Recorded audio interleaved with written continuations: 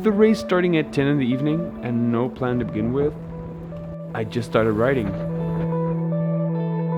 And it's probably good to mention that I don't have any ultra racing experience. I didn't really know what I was getting myself into. I didn't really know what sleep deprivation meant or how that would work out. And I ended up riding straight through that first night.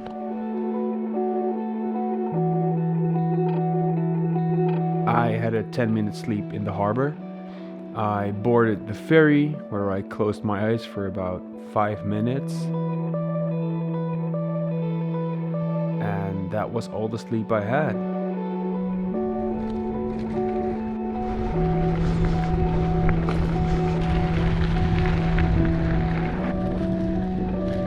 Different than with normal bikepacking, there's all these other riders that you keep bumping into, reminding you that you're actually part of a race. That's the weird thing with a ride like this. You keep pushing yourself even though you're tired, and even though you ride alone a lot.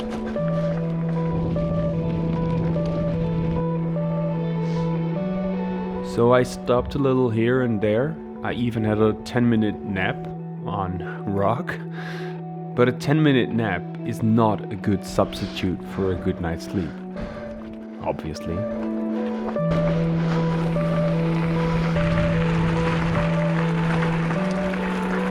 Dat is echt rood, joh.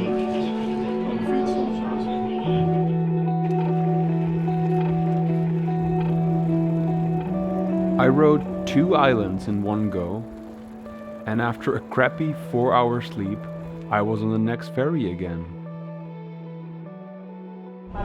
Yeah, there he is. Excuse me, your shorts are on my bike. I watched them. Oh, great. Yeah, great. I'm sure you watched them really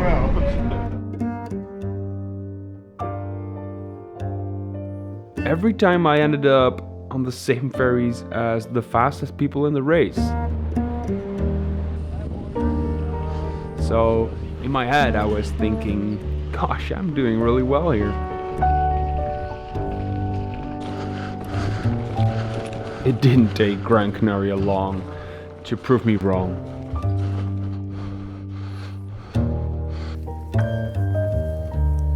If I look fucked up, it's because I really am. It's like really steep, it's rocky, it's mountain bikey, it's definitely trail. My bike's heavy, that's a problem. It's not a good combination carrying a heavy bike on a really heavy climb. So let's see how it goes from here.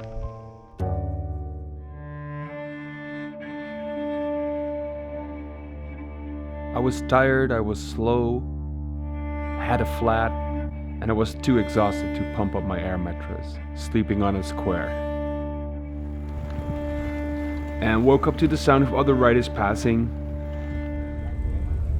I followed them to the morning ferry to Tenerife.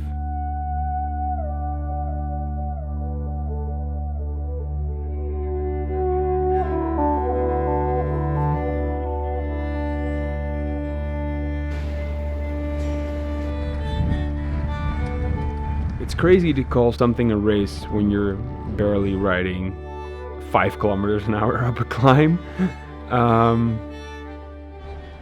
So yeah, I was really not racing at that point anymore. I was riding alone and I was not in a good place. It was actually the messages from dog watchers that really kept me going. It took me all day to ride 50 kilometers to a hotel and get some sleep. They always tell you to not scratch at night. So I didn't.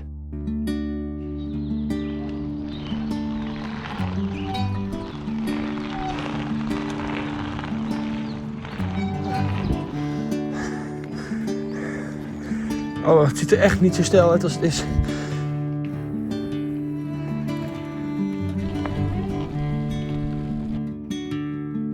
That night's sleep really did wonders for me. I was still sleep deprived, but at least I had some energy back to enjoy myself on the bike.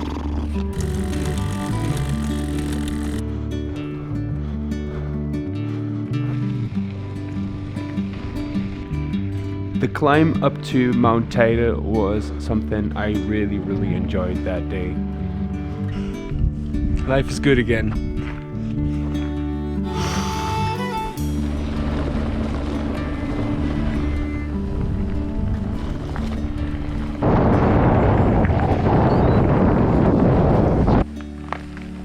We're gonna have to go down some sketchy trail. Down here somewhere.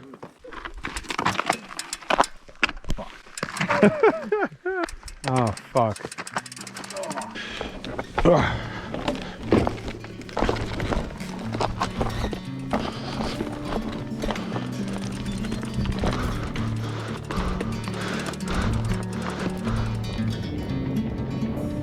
On the descent towards the harbor, I met up with Michael, and we rode the rest of the Tenerife distance together. Which was really nice after riding alone for 2 days. Woo!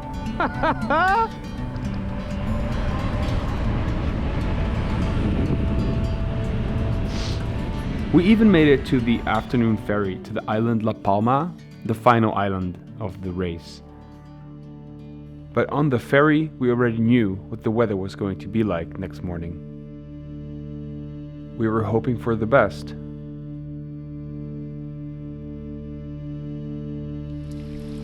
That night, the storm hit the island, and in the morning, I had to draw my conclusions. I scratched. These guys talked me into it. No, we didn't. Josh said, "You'd better scratch, man, it's terrible." And then Sofian backed him up.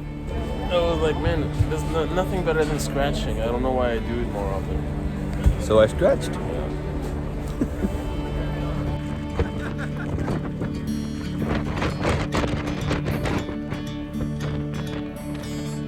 In the end, I didn't get to the finish of my first ultra, and I didn't get to see the active volcano.